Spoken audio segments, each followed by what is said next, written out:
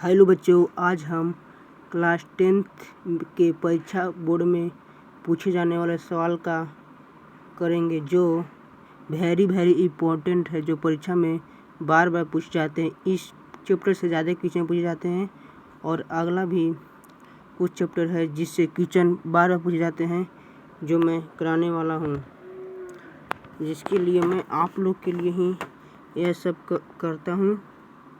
मैं वीडियो नहीं बनाता हूँ, मैं आप लोग के लिए कमेंट करते हैं तो आपके लिए मैं कुछ करता हूँ। तो आइए हम यह सब इसमें 30 ऑब्जेक्टिव मैं छाटा हूँ जो किताब से या किसी बुक से बनाया नहीं है, यह मैं अपने से बनाया हूँ, जो आपके सामने लाया हूँ।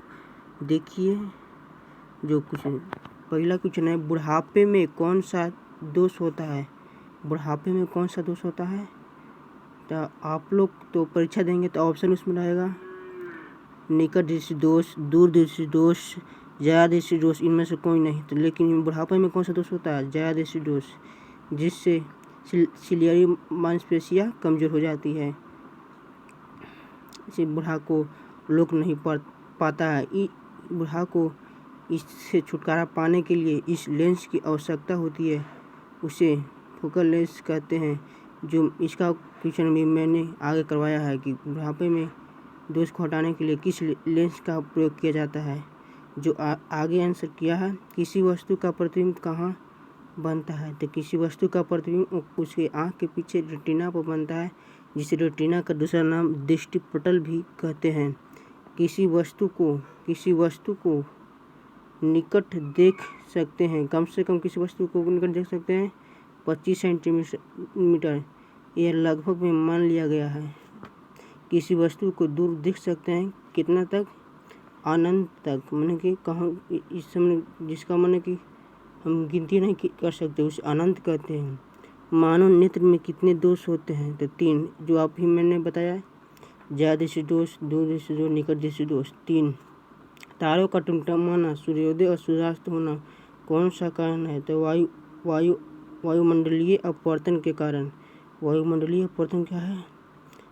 वायुमंडलीय अपवर्तन, जो मैंने कि वायुमंडल में अपवर्तन मैंने कि जो विक्षोभ होते हैं, तारों का टिमटिमाना मैंने कि एक बिंदु से आना और फिर उससे फिर लौट जाना की घटना को हम अपवर्तन करते हैं। इंद्रधनुष कितने रंगों से बना होता है?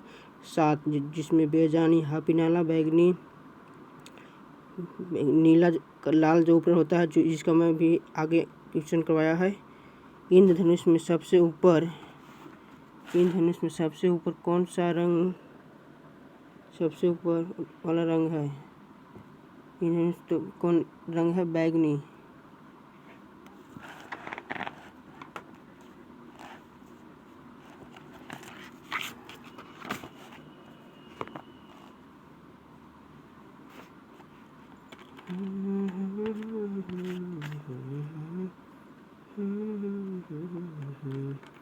कैसे छोड़ी आई अपन माई दिला के बतिया,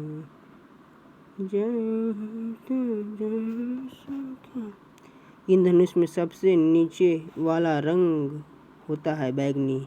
इंद्रधनुष के 7 रंग, जिसे याद करने का ट्रिक भी है। बेजानी, हापीनाला, बैगनी, जामुनी, नीला, हरा, पीला, नारंगी, लाल। सबसे अधिक किस रंग का तरंगदैर्घ्य होता है? जिसका तरंगदैर्घ्य अधिक होगा तो लाल का तरंगदैर्घ्य अधिक है। और सबसे कम किस रंग का तरंगदैर्घ्य होता है? तो बैगनी का। सबसे अधिक किस रंग का विचलन होता है? विचलन मतलब कुछ ये कितना कि ज़्यादा कौन सा मुड़ता है? तो किस बैगनी का। बैगनी सबसे निचला होता है, बैगनी नीचे और लाल तो यहीं से मुड़ता है इससे। सबसे कम किस रंग का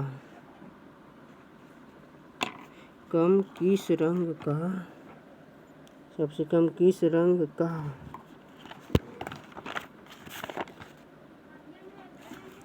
विचलन होता है? तो लाल का। सर्वप्रथम प्रिज्म का कौन से व्यक्ति ने प्रयोग किए थे? न्यूटन साहब ने। 1 डिग्री बराबर कितना होता है? 10⁻10 मीटर। जब श्वेत प्रकाश को प्रिज्म से गुजारा जाता है तो वे कितने रंगों में विभक्त हो जाता है? 7 रंगों में। इसको प्रिज्म ऐसे बनाया जाता है, इसे प्रकाश गुजारा जाता है तो वह 7 भागों में बढ़ जाता है। 1 नैनोमीटर कितना होता है? 10⁻9 मीटर। सूर्योदय तथा सूर्यास्त के बीच समय का अंतर कितने होता है? 4 मिनट का। किसी अंतरिक्ष यात्री को चंद्रमा पर जाने पर चंद्रमा काला क्यों प्रतीत होता है? तो क्योंकि वहाँ वायुमंडल नहीं है, तो वहाँ वायुमंडल तो वहाँ पर हवा भी नहीं होगा, वहाँ हवा नहीं होगा तो ऑक्सीजन नहीं होगा, ऑक्सीजन नहीं होगा तो वायुमंडल नहीं है, वायुमंडल है ही तो वहाँ कुछ भी नहीं है ना, तो वहाँ व्यक्ति को क्या प्रतीत होगा? जिसमें यहाँ सूर्य के प्रकाश पहुँच नहीं रहा है, तो वहाँ पर अंतरिक्ष यात्री जाएगा वहाँ पर अंतरिक्ष में किसी रिसर्च में, तो वहाँ उसे काला प्रतीत होगा। कोलाइडी विलियन में निलंबित कणों से प्रकाश के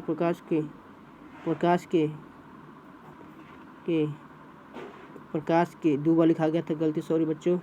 प्रकीर्णन को कहते हैं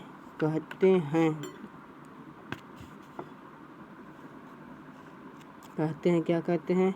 टिंडल प्रभाव। निकट दृष्टि दोष में कहाँ की वस्तु नहीं दिखाई देती है? देखिए बच्चों, जिस दृष्टि दोष होगा उसकी वस्तु दिखाई देगी, तो निकट दृष्टि दोष में कहाँ की वस्तु नहीं दिखाई देती है? तो दूर की। निकट दृष्टि दोष में कहाँ की वस्तु दिखाई देती है? तो कहाँ के? नज़दीक की वस्तु दिखाई देती है। अभी बच्चन बोले ना कि जौन दोष होगा उसी वस्तु नज़दीक की वस्तु दिखाई देगा। दूर दृष्टि दोष में कहाँ की ट्रिक है? दूर दृष्टि दोष में कहाँ की वस्तु नहीं दिखाई देती है? तो नज़दीक की। दूर दृष्टि दोष में कहाँ की वस्तु दिखाई देती है? तो दूर की। निकट दृष्टि दोष को दूर करने के लिए किस लेंस का प्रयोग किया जाता है? तो अवतल लेंस का ही दूसरा नाम कुछ है अपसारी लेंस। दूर दृष्टि दोष को दूर करने के लिए किस लेंस का प्रयोग करना चाहिए? उत्तल लेंस या अभिसारी लेंस। निकट दृष्टि दोष को दूर करने के लिए किस लेंस का प्रयोग नहीं किया जाता है? तो 10 उससे उल्टा निकट दृष्टि दोष के लिए हम प्रयोग करते थे अपसारी। अवतल लेंस के तो नहीं प्रयोग किस करेंगे? अभिसारी लेंस के। दूर दृष्टि दोष को दूर करने के लिए किस लेंस का प्रयोग नहीं किया जाता है? तो अवतल लेंस को हम वैसे करते हैं उत्तल लेंस का प्रयोग, लेकिन इसमें नहीं करेंगे इसका अवतल लेंस से अपसारी लेंस। कोई व्यक्ति यदि निकट और दूर दृष्टि दोनों से पीड़ित है तो उसे किस लेंस का प्रयोग किया जाता है? जो मैंने अभी आपको बताया था कि आगे मैं सवाल में कहेंगे बाईफोकल लेंस। जो दृष्टि दोष है ना बुढ़ापे वाला, वही बाईफोकल लेंस का प्रयोग किया जाता है। रंगीन प्रकाश की पट्टी को क्या कहते हैं? स्पेक्ट्रम या वन पट, जिससे न्यूटन साहब ने पहला बार प्रयोग किया था। किसी माध्यम में छोटे छोटे कणों के निलंबों को क्या कहते हैं? कोलाइड। जो बच्चों इस बार भी 2024 में बोर्ड के एग्जाम में इसमें से क्वेश्चन हमारे मन से 5 न तो 10 क्वेश्चन जरूर करेगा।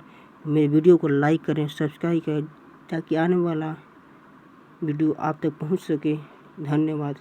मैं बहुत गरीब हूँ बच्चों, कर दीजिएगा लाइक को।